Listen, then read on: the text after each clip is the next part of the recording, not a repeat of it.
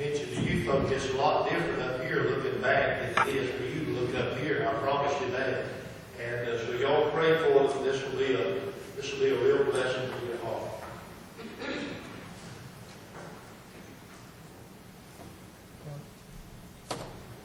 Yes, it's a blessing to be up here to share testimony. A lot of times we want to keep stuff like this inside, but it's a testimony. I mean, it's something that God done in our lives and done in your lives. I want to read this Psalm, chapter 40. These are some of the Psalms I used to read before I even pray. I waited patiently for the Lord, and He inclined unto me and heard my cry. He brought me up also out of a horrible pit, out of the miry clay. And He set my feet upon a rock and established my goings. Yes. And He hath put a new song in my mouth, even praise unto our God. Many shall see it and fear, and shall trust in the Lord. Blessed is the man that maketh the Lord his trust, and respects not the proud, nor such as turn aside to lies. Many, O Lord my God, are the wonderful works which thou hast done, and thoughts which are to us where they cannot reckon up. In order unto thee, if I would declare and speak of them, they are more than can be numbered. Sacrifice and offerings thou didst not desire. Mine ears hast thou opened, burnt offerings and sin offering hast thou not required. Then said I, Lo, I come. In the volume of the book it is written of me. I delight to do thy will, my God. Yea, thy laws is within my heart. I have preached righteousness in the great congregations. Lo, I have not refrained my lips, O Lord, thou hast knowest. I have not hidden thy righteousness within my heart. I have declared thy faithfulness and thy salvation. I have not concealed thy loving kindness and thy truth from the great congregation. Withhold not thou thy tender mercies from me, O Lord. Let thy loving kindness and thy truth continually preserve me. For innumerable evils have compassed me about, my iniquities have taken hold upon me, so that I am not able to look upon thee, or more than the hairs of my head. Therefore my heart faileth me. Be pleased, O Lord, to deliver me, O Lord. Make haste to me, and help me. Let them be ashamed and confounded together that seek after my soul to destroy it.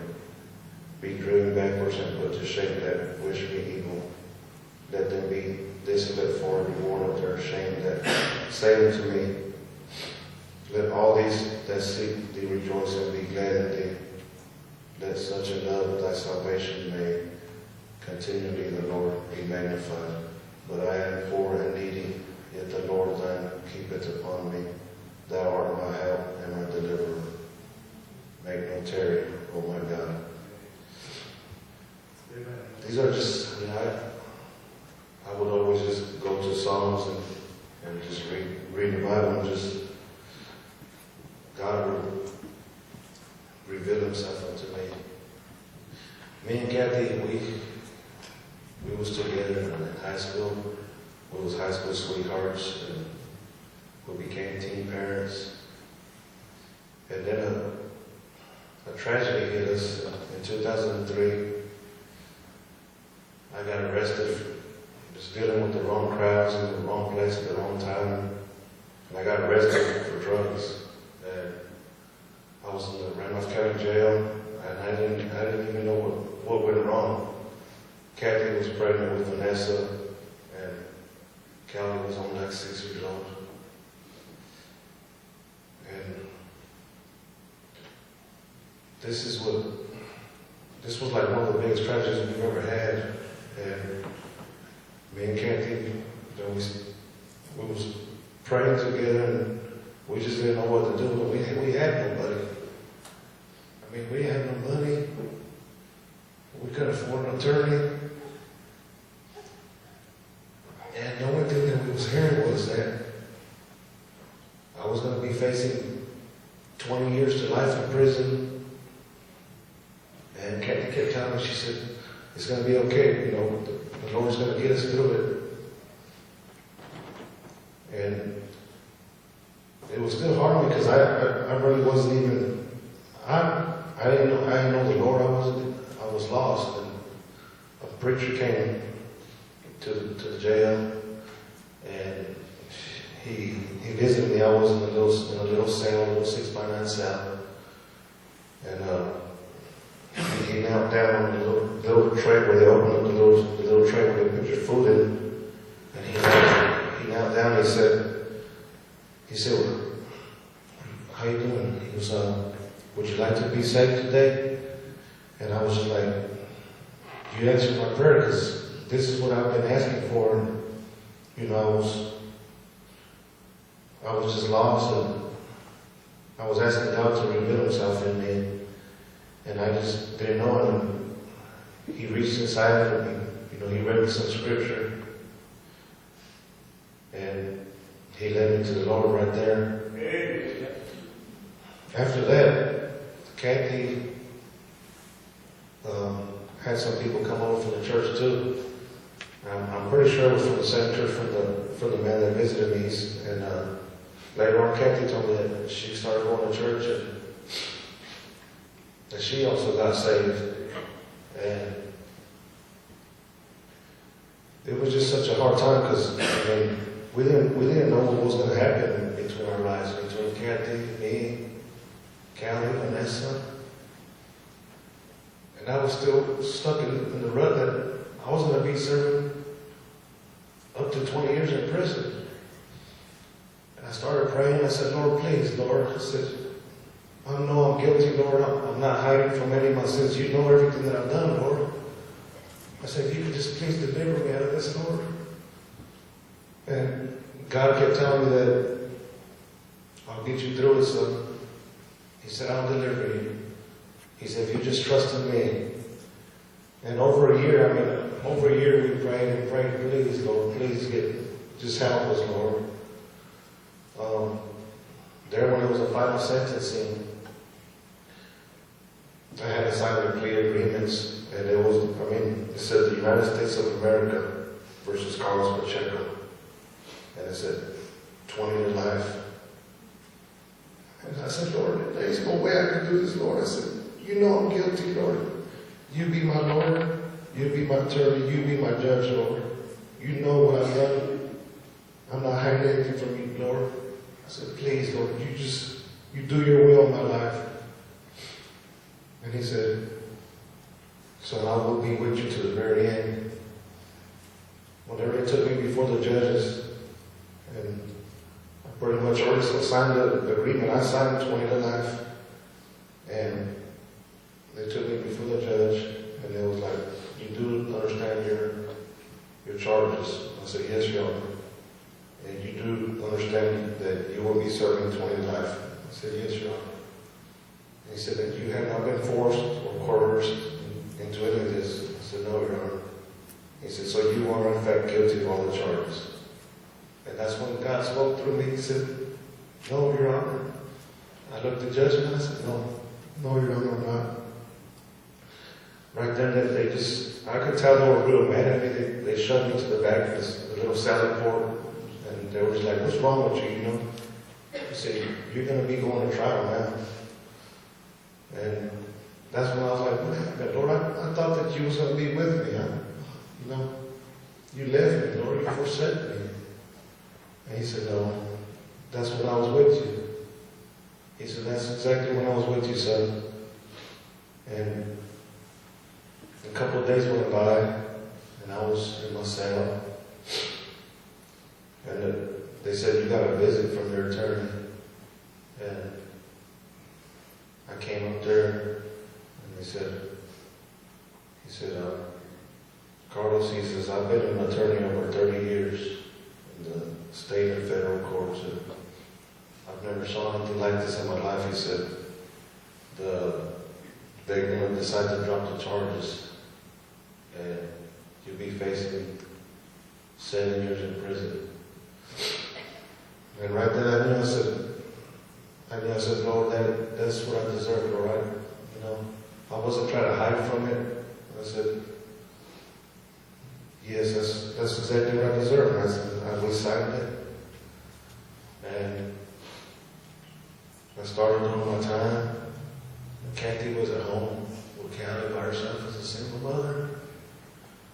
And we still didn't know how we was going to get through it. Kathy was going to church and just telling me that she's going to be able to handle it on her own. And God did take care of us throughout it all. I was involved in church there. I mean, you would think that in prison, you would think that out of 1,500 inmates, you would think that the place would be packed. But I'll tell you, in prison, there was not even half of this congregation in here. Out of 1,500 inmates, there might have been 30 of us in church. So, I mean, even in there, people are lost and won't get down on their knees to God. God has a plan for everybody's life. You know, He knows everything that we're going through. He knows it all. He has it all planned out. He knows our outcome. He knew that this was going to happen today. I didn't know it was going to happen today. I wouldn't be up here talking, but that's why, you know, God has it all planned out. He knows everything we're going to go through. He knows that what we can handle. Once I was in there, there's another program that you're able to get up at a good time to come home early. And in the federal system, it's only about 2% of people get it. And I prayed on it. Kathy prayed on it. We prayed on it over 4 years when I was in there. We prayed on it over 4 years, just straight, continuously, day, night, every day. And other people were saying, you're not going to get that. Like, you're just not going to get it. That's just the way it is. Only 2% of the population get it. You're not going to get that. I've had other people in there that was in there for 16 years, and they said, there's no way. You're not going to get it. It's just not going to add up. And I knew that my God could get me whatever I asked of Him. And Kathy knew it too. She said, you'll be able to come home early, Carlos. And we prayed on it and prayed on it forever. I mean, for 4 years continuously, every day. I mean, there was even times that I had doubt, like, you know, I'm probably not going to be able to come home early. But God can give you whatever you ask for. When you come to Him in a humble heart and He sees that you're real, He'll answer your prayers. And I'm thankful for places like this church. I mean, this is a touch of heaven. Every time I come in here and I hear the choir, I'm like, that's just the way it's going to be in heaven. Everything's being wrote down in the book of life. It's all accounted for. And God knows it all. I mean, this is a touch of heaven. But this has been a blessing. I know that God is real. He answers prayers. He brought me out of the miry clay. I didn't even think I was worth anything anymore. I'm not going to lie, there was times I just wanted to kill myself. I thought it was over. The devil pretty much thought he won the battle. He comes to kill, steal, and destroy you and your family. And he will if you let him. But I'm glad that we made the victory and the devil's nothing in our life anymore. I'm glad that I trusted God, that Kathy trusted God, and that we made it through. That He brought us out, and He delivered, and He stayed for His word. I was going to share it with you. Kathy wants to share.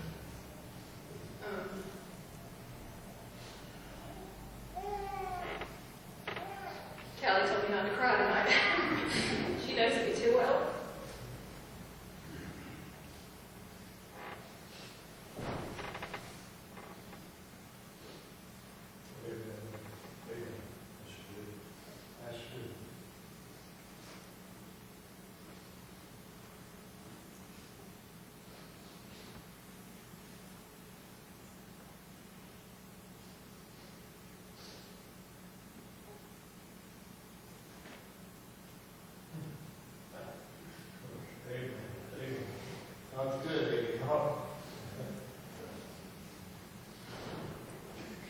strong for my girls was the hardest part of all of it.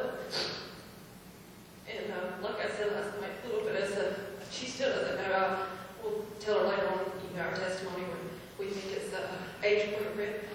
I was concerned with the Sunday school girls too. But a tragedy doesn't ever come at the right time. It was December before Christmas. Vanessa had her in January, so he wasn't able to be with us during that, but I'd gotten saved in February, and shortly after I had gotten saved, thank God I had Christian friends already surrounded by me because the devil was fighting. He was putting bad thoughts in my mind. I was getting bitter. I was getting angry, toward Carlos. And I didn't know what to do. I just didn't know what to do, so I went and got some Christian advice, and like I said last night, I said, Carlos says he's got saved, and I've got saved, but I feel like I love him, I still love him, but I don't know what to do. I don't know whether to wait or not wait. And I'll never forget that advice. And he told me, he said, God wants families to stay together, and if he's truly saved, it'll be worth the wait. And it was definitely worth the wait. He's an awesome father, awesome husband. And just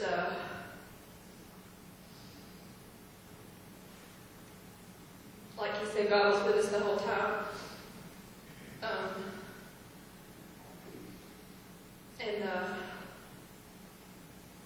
The Lord's blessed us so much, and I know he's blessed us through our daughters. We have two beautiful, smart daughters. They're both obedient.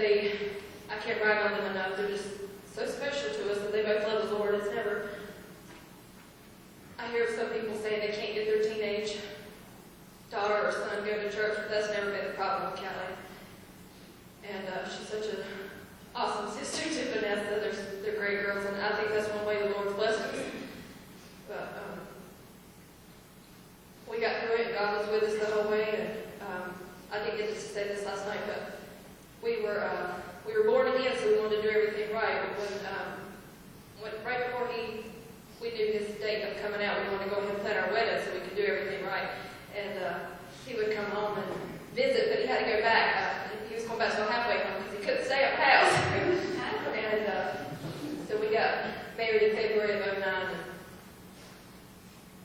during those times when he was gone, we would continue visiting, and I knew the importance of our daughters seeing Carlos, and of course me too. But he was 8 hours away, and like I said last night, sometimes the sermon that was preached, we would call each other, or he would try to call me every night, and it would be the same sermon that was preached, and you could just see God working, and it was amazing. And that was the closest time I've been with the Lord, and I like to get back to being that close again. He was with us every day. Sometimes Carlos would call me and tell me about an incident that was going on, and I would say, just pray about it. I would get so worried, and then at night when I would go to praying about it, God would give me this peace that everything's going to be okay. And I talked to him the next day. Well, how did it go? Everything went good. So the Lord was with us, and I like to thank him for saving me and my daughters. Callie got saved at 8 years old, and Vanessa, I truly believe, like I said, she got saved at 6 years old, but just want to make sure of that. But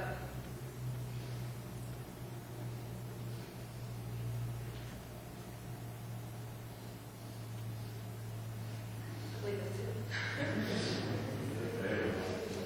I'd just like to thank the church for being supportive, and I know it's true family here. And like I said before, me and Kathy was going around